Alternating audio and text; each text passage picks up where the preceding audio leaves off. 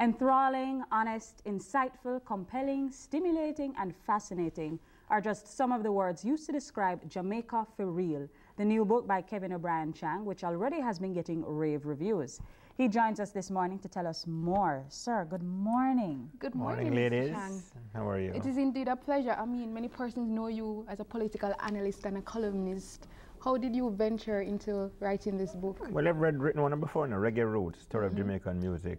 And we write a column. I mean, a column is only 1,000 words. You want to go deeper. Yes. So this is a culmination where a lot of things you think about Jamaica, you try to figure the country out. Still haven't. And so you say, okay, well, let me try to write a book about it. Right. You know? No, I have to tell you that I've been going through this book and I love it. I absolutely love this book. And I have to agree with one of the blurbs. Cliff Hughes writes, an engaging, insightful, and wonderfully told story, a compelling narrative, enthralling style, a must read. I completely agree. Thank you very much. And one of the things about it that I like is that it's easy to read. Yes. You know, Thank you're you. giving us history, you're giving us facts, but it's like somebody just talking to us normally. How did you manage to do that? Well, you try your best. I work hard. You know, you try to cut out all the stuff that's, as I say, the history without the boring parts. And you're trying to think that clogs it up, you get rid of it. And so you just have the what's important, what is people can relate to. You have a variety of chapters, music, the people, architecture, a variety of things.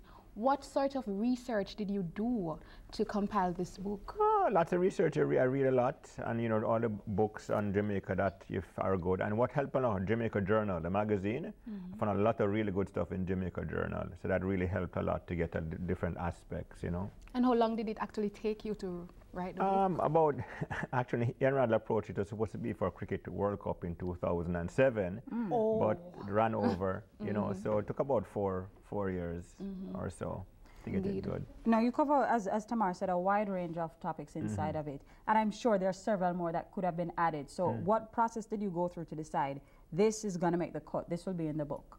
Well, as I say, the parts of Jamaica that are most interesting, well, the people for one, you know, Jamaica and the people are what makes Jamaica what it is. And then the history, naturally, Marcus Garvey said, they can't know where you're going and listen to where you're coming from. The music is our heartbeat. Then the sports, you know, the track and the cricket and football. And then arts and culture, with our, you know, we're Miss Lou and all that. Right. And then, of course, the economy, we have to eat. And then the scenery, we're the most beautiful island in the world. And, you know, the last part we did, the experts speak about the top 10, give some other voices than mine. I know, I was wondering, how is it that you went about selecting these contributors? People are well known in the field, like Omar Davis is a well-known music man, you know, and, you know, just people who are well known, Tony Becker for the sports, people who are respected in their field and get other voices. You know, people might be reading the book, they said, okay, I've heard my voice, let's hear some other people touch a little bit about Jamaica. David Boxer, who gave a lovely section in the art section. People are experts, considered authorities in their field, like people would say, okay, I want to hear what they have to credible. say. Yeah, credible. I would wonder, though, that is any of this your opinion, or is it just straight facts? That's my opinion. Obviously, you know, it's facts, it's opinions backed by facts. Right. I have my opinions, but I check the facts and see if my opinion makes sense. I might have opinion and say, oh, it doesn't hold up to reality. You know, so you have to, you feel facts alone, well, that's a jumble. You have to have a mind. But as I say, facts, opinion supported by facts. I like to consider myself that. What I found very interesting about the book is that you very often pick books about Jamaica, paint a positive image only. And you managed to also show the negative aspect as well. Why did you decide to go that route? Because you want to show the reality for real. You want right. to for Jamaica real. for real, you know. Exactly. One of the inspiration to the Tony Rebel song. Look at the Tony Rebel did the introduction. Right. And we big up Jamaica. The land of food and water. System might not proper, but we the love the people. food, the vibe, and the culture. So we know, look, there's no use saying that everything is good on roses, because that's not reality. But you want to show what we live in Jamaica, what we love about the country, and what are the negative aspects, and what we hopefully can correct, the parts, you know. But as I say, it's no use painting a false picture that people are going to say, rubbish this. Yes. I wrote the book hoping people would read it and say, I saw it go. That was my goal. True. And I saw it go for real. It begs the question then, which people? Was there a particular target market that you wanted? Everybody should be able to relate to it. That's the thing. Some books are written with only a Tappanaris audience in mind. No, I want anybody who's interested in Jamaica, who likes reading books, should be able to pick up this book and say, yes, I can engage with it in some way. That was the goal. I said the pictures we have, to me the pictures should reflect the text. Right. If I say something, it should be reflected by the picture. The picture should tell the story of what the text is telling. Well, you know, Tamara and I were talking about the fact that going through the book, you're getting such a rich piece of history, but it's not boring like that at all. Exactly, it's not boring history at all. It's very exciting. Thank you. That was my goal, so I'm glad I accomplished. And I'm glad that you said, you know, everything is fact-based. As best as I forget it. And I say in the reason back, there's references. People might look at that, are rubbish this. I have a reference section and people can look up and check the references. But you debunked some myths. Well, you know, I guess the reality of it. For instance, in here you talk about the White Witch of Rose Hall. Annie Palmer. And we've all been taught that, listen, one of the slaves strangled her and that's what happened. But you're saying no. Well, see, look at it. This is the right. Look at it. John Canoe, we're brought up in Jamaica. John Canoe is a myth and Annie Palmer is real. No, John Canoe is based on a real person and Annie Palmer is based on myth.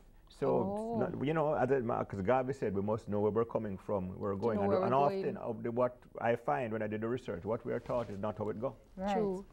And we need, and even Marcus Garvey himself, I make a show that a lot of Jamaicans don't know the impact he had on the country, apart from his abroad. But he had a huge impact on Jamaica, educating the political masses. We don't know about that, and we're not taught about that in schools. All right. In your opinion, what's the best section? I like the people section. That's where I put the most effort, trying to explain the contradictory Jamaican people. Right. You know, and I try to get to the different aspects. Because listen, what people love about Jamaica is the vibes of the people. You know, and you saw that in Beijing. The resilience, everywhere. exactly. Well, I say, read what I described Jamaica to the back. Read it, start reading it there. That's it. All right, here, beautiful, aggressive, exuberant, talkative, humorous, resourceful, unpredictable. Jamaica brings many adjectives to mind, but boring is not one of them.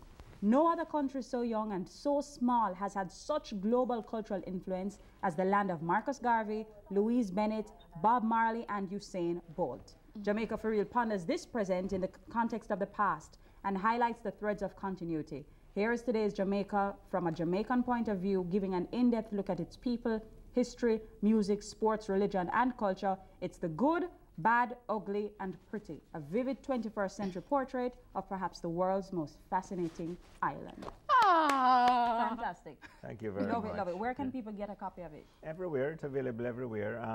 Fontana Pharmacy in Mandeville, Montego and Savalmara. Big up all Fontana crew. All right? What are you hearing? What type of reviews are you getting on the book so far?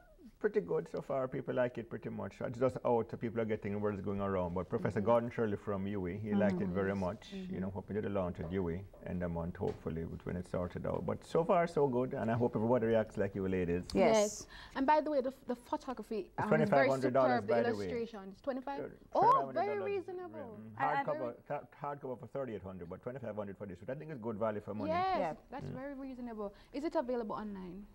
Yeah, man, Amazon has it. Oh. Okay. And I really do want to say, for all the people that complain and you don't want to read, but you really want to learn about your country and the reality of it, this is a very good book to read for that. True. Kudos, sir. Two thumbs up. Thank you so much, Mr. Chang. Yes, we appreciate your being here. Go out and get a copy of the book. Jamaica Fi Real. Jamaica Fi Real. Beauty, vibes, and culture. All right, we're going to take a break. We'll be right back.